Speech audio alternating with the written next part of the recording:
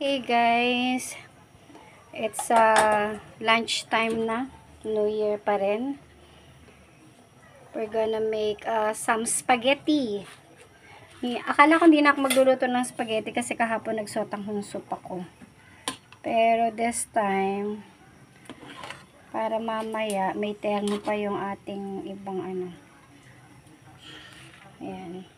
Luto mo tayong spaghetti. So, eto na, magsusote na tayo. Simple simple ingredient. Ito yung sweet style ng spaghetti. Meron tayong Nestle cream. Then, lalagyan natin siya ng century tuna. At saka yung mga leftover natin ham and hotdog. Yan, may bawang sibuyas tayo. Yung margarine. Tapos, paminta, nor cubes, of course, pork. Pork at saka yan. Mix na lang natin yung leftover ko kahapon. So, ayan, mga kalola at mga kananay,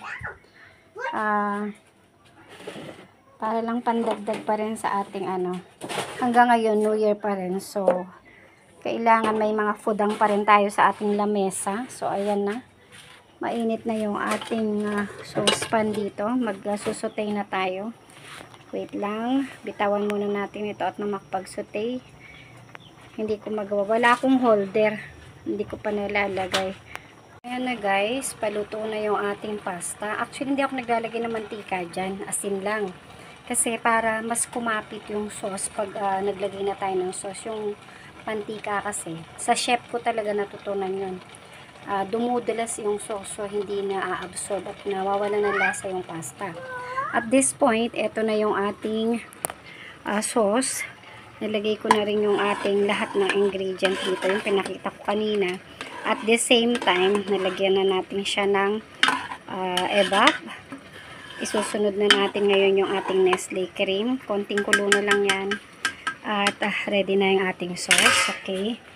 Let's put our Nestle cream. Ito na siya. Nasa dirty kitchen ako. Wala akong lutuan dun sa kasi wala tayong exhaust fan sa loob. So, simut-simut yan. Alam niya na. Tipid-tipid. Okay. Yan. Pag nagluluto ako, tansya-tansya lang lahat. Sanay na ako sa yan eh. Hindi na ako gumagamit ng sukat-sukat. Depende kasi sa adjustment natin yan sa panlasa natin. So, ayan. Okay na yung sauce natin. Kasi hindi ko masyadong inaano yung Nestle cream. Pinapakuluan. Scalding lang yan. Para mas creamy siya after. So, ayan na. May sauce na tayo. At luto na rin ang ating pasta. I-drain na lang natin yan. Okay guys. Mamaya na ang plating. Okay guys. Meron din tayong leftover cheese dito. Actually may mozzarella. Kaso mas prefer ko yung ganitong cheese. Yan.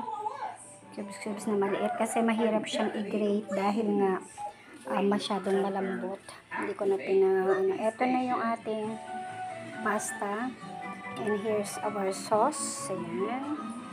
Creamy sauce natin. So, gawa tayo. Tikman natin. Ayan na guys ang ating tira-tirang spaghetti. Oh, tira-tira lang yung sangka pero bago kong luto yan. So creamy. Maganda talaga yung spaghetti ng Del Monte. Del Monte baka naman ha. Maganda yung pasta niya at the same time yung sauce. Sweeten yung sinabi so hindi tayo nag-add yung sugar dito. Hindi ko na bet yung sobrang matamis sa spaghetti. Actually mas bet ko kasi Italian. Kaya lang itong mga spaghetti ito is galing natin sa mga